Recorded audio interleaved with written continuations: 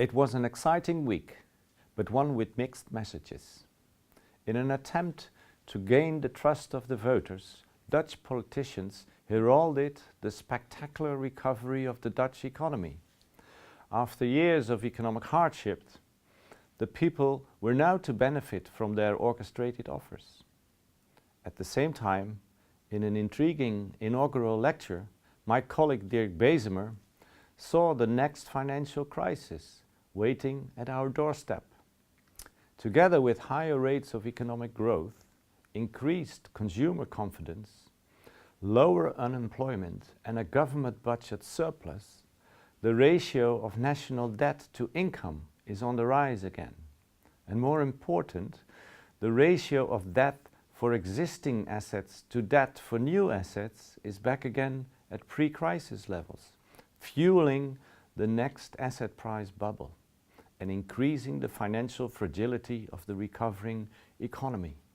All it takes is a little unexpected increase in the interest rate. History repeats itself. Other exciting moments concerned the Dutch elections itself.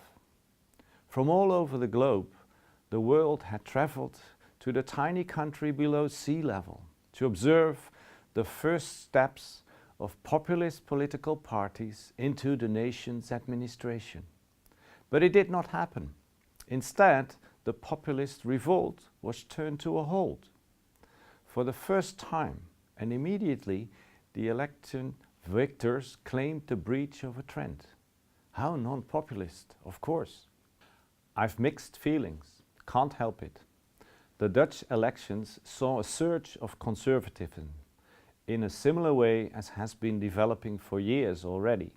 True, the victory of populist parties was not as large as predicted. However, predictions cannot be taken as realities.